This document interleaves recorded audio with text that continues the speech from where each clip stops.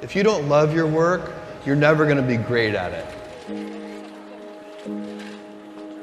If you can get your work life to be where you enjoy half of it, that is amazing, because very few people ever achieve that. Because the truth is, everything comes with overhead. That's reality. Everything comes with pieces that you don't like. Every job comes with pieces you don't like. And we need to say, that's part of it. You have to figure out how to set up your life in such a way that you can minimize the things. And I find people don't dislike hard work. What people dislike is being out of control.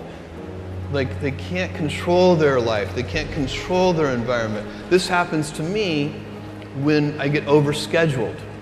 I hate being overscheduled. I want some time to be able to think and free myself. We all have the same amount of time in the world. Nobody has more time than anybody else. And when you become a very successful person, one of the things, you start to get overscheduled. If you don't love your work, you're never going to be great at it. The other thing I would suggest to any young person, even before they start their career, is to really think about their choices.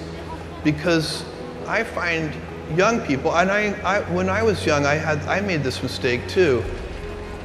You can get very fixed on your gifts. So everybody has gifts. You know, you have gifts and you have things that you didn't get gifted. Maybe you're extremely beautiful. Maybe you're extremely good at mathematics. There are a lot of things that you can be given.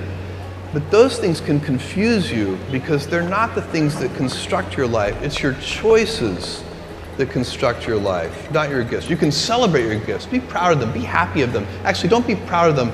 Be celebratory of them, but you can't be proud because they're gifts. They were given to you. You didn't earn them. You can only be proud of the things you earn. And so, as I got older, I started to realize I wasn't proud of my gifts. I was always good at school. School was always easy for me, and I was always proud that I was a great student.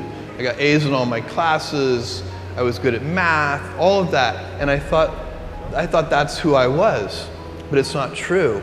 Those are the things that are gifts. What was hard for me is deciding to work hard, deciding to use my gifts in certain ways, to challenge myself, to do things that I didn't think I could do, to put myself in uncomfortable situations. You can choose a life of ease and comfort, or you can choose a life of service and adventure. Which one of those, when you're 90 years old, are you going to be more proud of?